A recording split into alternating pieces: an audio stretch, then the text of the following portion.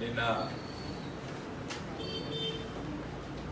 Notification వచ్చిన తర్వాత రాజకీయ పార్టీలు ఎన్నికల సందర్భంలో తమ రాజకీయ ఉపన్యాసాలు ఆలోచనలు చెప్పడం సహజం, అలా తప్పుపట్టడానికి ఆస్కారం లేదు. కానీ ఈ వరంగల్ మున్సిపల్ కార్పొరేషన్ ఎన్నికల సందర్భంలో ఇక్కడ ప్రతిపక్ష పార్టీలు కాంగ్రెస్ పార్టీ, భారతీయ జనతా పార్టీ తమ అభ్యర్థుల్ని ఎన్నికల్లో నిలుపుకొని పోటీ చేసే సందర్భంలో వాళ్ళు ఈ నగరాన్ని ఏ విధంగా అభివృద్ధి చేస్తాము, ఏం చేయాలి అని చెప్పడము ప్రజలు ఆశిస్తారు. టీఆర్ఎస్ పార్టీ ఏం చెప్తుంది, కాంగ్రెస్ పార్టీ ఏం చెప్తుంది, బీజేపీ ఏం చెప్తుంది అని చెప్పి నగర ప్రజలు చూస్తారు. కానీ నిన్న ఉపన్యాసాలు మొదలుపెట్టినటువంటి బీజేపీ పార్టీ, ముఖ్యంగా ఆ పార్టీ అధ్యక్షుడు బండి సంజయ్ గారు చాలా విషయాలు నేను మాట్లాడింది ఇక్కడ. వాటిపైన మంత్రి దయాకర్ రావు గారు స్పందించారు. నేను ఒక విషయం చెప్పదలుచుకున్నాను. బీజేపీ పార్టీ వాళ్ళు పలు సందర్భాల్లో, ఎన్నికల కాదు, పలు సందర్భాల్లో కేంద్ర ప్రభుత్వం ఇస్తుంది నిధులు అని చెప్తున్నారు. భారత రాజ్యాంగం పట్ల అవగాహన లేనటువంటి నాయకులు మాట్లాడేటువంటి వ్యాఖ్యానాలు. డాక్టర్ బిఆర్ అంబేద్కర్ గారు రచించినటువంటి రాజ్యాంగంలో స్పష్టంగా India, that is Bharat, the union of states, నేను చాలా కీలకమైనటువంటి అంశాన్ని లేవనెత్తుతున్నా. ఎందుకంటే వీళ్ళు కేంద్రం ఇస్తాంది, మీరు తీసుకుంటారని చెప్పి మాట్లాడుతున్నారు. బట్ భారతదేశం రాజ్యాంగం ప్రకారంగా it's union of states. Doctor B R Ambedkar గారు స్పష్టంగా ప్రియాంబుల్లో చెప్పారు, రాష్ట్రాలకు తమ హక్కులు ఉన్నాయి, రాష్ట్రాలకి తమ సంపదను ఏ విధంగా మరి కలెక్ట్ చేయాలనేటువంటి అంశాలు ఉన్నాయి, కేంద్ర ప్రభుత్వానికి ఏ విధమైన పనులు కట్టాలనేది దానికో స్పష్టత ఉన్నది. ఈ మధ్యకాలంలో పార్లమెంట్ లో రాజ్యాంగ సవరణ చేసి జిఎస్టీ తీసుకొచ్చిన సందర్భంలో మాట్లాడినటువంటి పార్లమెంట్ సభ్యులు నేను ఒకరు చాలా స్పష్టంగా చెప్పినాం, రాష్ట్రాలు తమ ఉన్నటువంటి హక్కుల్ని, డాక్టర్ బిఆర్ అంబేద్కర్ గారు ఇచ్చినటువంటి హక్కుల్ని కూడా కొంత సవరించుకొని, ఒక విధంగా చెప్పాలంటే కొంత నీరు గార్చుకొని కేంద్ర ప్రభుత్వానికి తమ హక్కుల్ని అప్పచెప్పింది. రాజ్యాంగం ఇచ్చినటువంటి హక్కును కూడా కేంద్ర ప్రభుత్వానికి ఆ సవరణ చట్టంలో, రాజ్యాంగ సవరణ చట్టంలో జిఎస్టీలో చెప్పడం జరిగింది. మా నిధులు, మా పన్నులు, రాష్ట్రానికి సంబంధించిన పన్నులు కూడా ఇవాళ ఆ విధంగా అప్పచెప్పడం జరిగింది, కలెక్ట్ చేసే పవర్ అప్పచెప్పడం జరిగింది. అందుకోసమే బండి సంజయ్ గారు, భారతీయ జనతా పార్టీ నాయకులు ఇక్కడ నుండి అలాంటి వ్యాఖ్యానాలు చేస్తే ఈ దేశంలో రాజ్యాంగపరమైన సమస్యలు రాబోతున్నాయి. కాబట్టి జాగ్రత్త మాట్లాడాలని చెప్పి నేను హెచ్చరించదలుచుకున్నాను. ఈ దేశము పలు జాతుల కూడిక భారతదేశం, కాబట్టి చాలా జాగ్రత్తగా ఉండాలి. ఎందుకంటే ఈ దేశాన్ని కాపాడుకోవాలి. 140 కోట్ల వరకు జనాభా ఉంది, కొత్త తరం వచ్చింది. కాబట్టి మాట్లాడే ముందు చాలా జాగ్రత్తగా మాట్లాడాలి. ఎందుకంటే నాకు అమెరికా రాజ్యాంగ రచయిత జెఫర్సన్ అన్న మాట ఒకటి గుర్తుకొస్తుంది.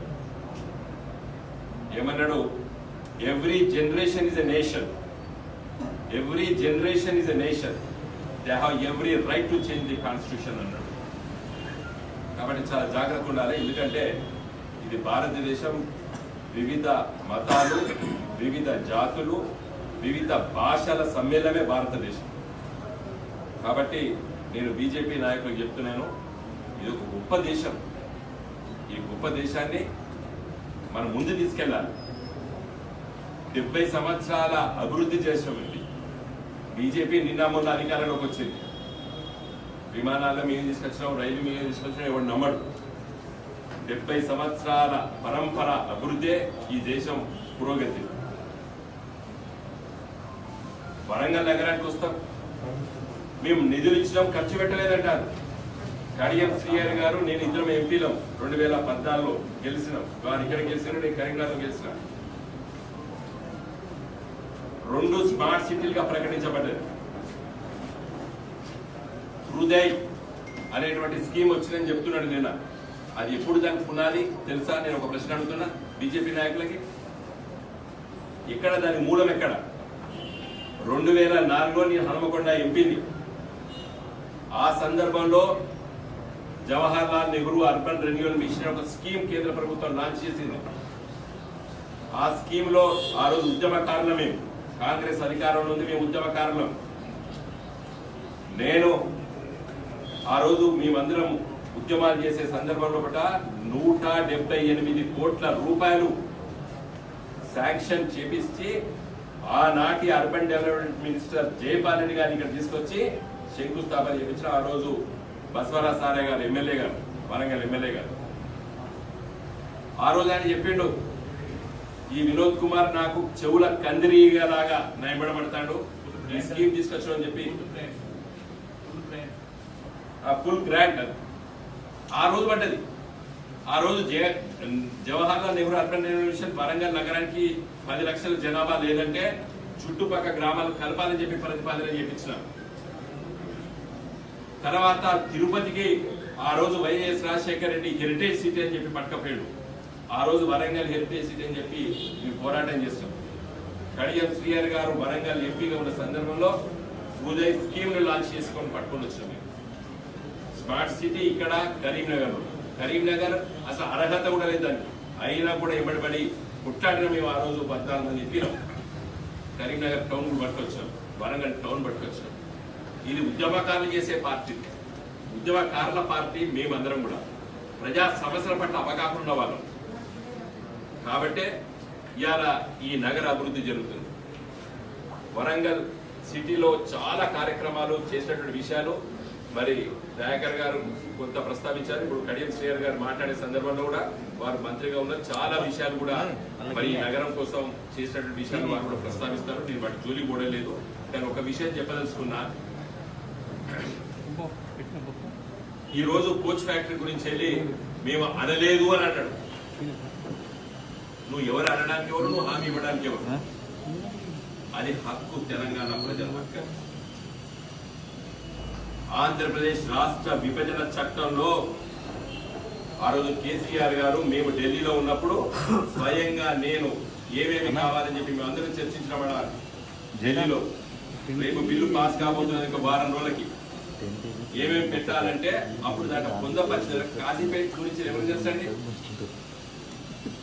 మేము 80-81లో అరెస్ట్ అయినాం. నిన్న మొన్న సిపిఐ వారు కూడా ఆ కరపత్రం కూడా విడుదల చేశారు. ఆ రోజు మేమందరూ అరెస్ట్ అయినటువంటి కరపత్రం.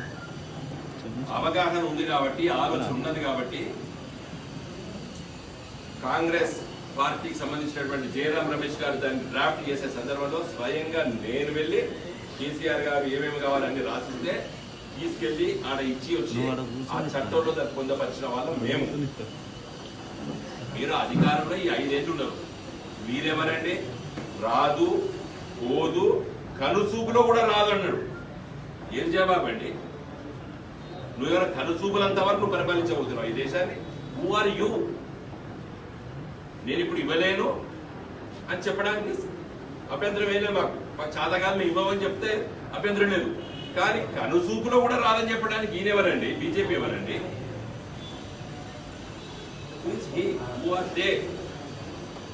బీజేపీకి ఏం హక్కు ఉన్నదండి? కనుసూపులో కూడా రాదండి. నువ్వు ఇళ్ళకాలం ఈ దేశాన్ని పరిపాలిస్తావా? పరిపాలించినా నీ మెడల్ వచ్చి పట్టుకొస్తాం మేము. ఇది 40 సంవత్సరాల పోరాటం. ఇది కోచ్ ఫ్యాక్టరీ ఈ నిన్న మొన్నటిది కాదు. ఇది ఎందుకండి ఉత్తర భారతదేశంలో కూడా కోచ్ ఫ్యాక్టరీలే? నేను ప్రశ్నిస్తున్నాను. కమలాపతి త్రిపాఠి ఉత్తరప్రదేశ్, లాలూ ప్రసాద్ గారు బీహార్లో, నితీష్ కుమార్ గారు బీహార్, వీళ్ళందరూ రైల్వే శాఖ మంత్రులు, మమతా బెనర్జీ బెంగాలు, మొన్న UPA chairperson Sonia Gandhi Raebareli coach factory. ఈ దేశం చాలా పెద్ద దేశం. అన్ని కోచ్ ఫ్యాక్టరీలు ఉత్తర భారతదేశంలో ఎందుకు ఉండాలండి? మొదట్లో ఒకటి పెరంబూర్లో స్వాతంత్రం వచ్చినప్పుడు మద్రాస్ పక్కన పెరంబూర్లో పెట్టారు. ఏ రైల్వే శాఖ మంత్రి ఉత్తర భారతదేశం నుంచి వస్తే ఆయన కాన్సెప్ట్ లో రైల్వే కోచ్ ఫ్యాక్టరీ. నేను చెప్పిన పేర్లు అయితే అందరి పేరు ఎవరి పేరు చెప్పిన ఇప్పుడు ఆ మంత్రుల నియోజకవర్గాల్లో కూడా రైల్వే కోచ్ ఫ్యాక్టరీలు ఉన్నాయి. ఎందుకు దక్షిణ భారతదేశంలో ఉండదు? ఎందుకు మా తెలంగాణ రాష్ట్రంలో ఒక్క పరిశ్రమ లేదు? రైల్వే శాఖ పరిశ్రమ. ఉద్యోగస్తులు అందరూ కూడా బీహార్ వాళ్ళు, ఉత్తరప్రదేశ్ వాళ్ళు ఎందుకు రైల్వే శాఖలో?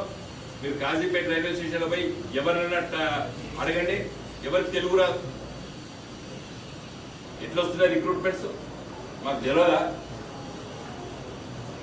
కాబట్టి అనవసరంగా తెలంగాణ ప్రజల్ని కించపరిచే విధంగా మాట్లాడదు. ఇవన్నీ హక్కులు, పార్లమెంట్ పాస్ చేసినటువంటి చట్టంలో హక్కులు. మేము అనలేదు, మేము ఇవ్వము. అసలు నువ్వు అనడానికి ఎవరు, నువ్వు ఇవ్వకపోవడానికి ఎవరు? నువ్వు ఇవాళ కేంద్ర ప్రభుత్వంలో మీ ప్రభుత్వం నడుస్తుంది, మోడీ గారి ప్రభుత్వం నడుస్తున్నది. రైల్వే శాఖ మంత్రి మీ పీయూష్ గోయల్ గారు.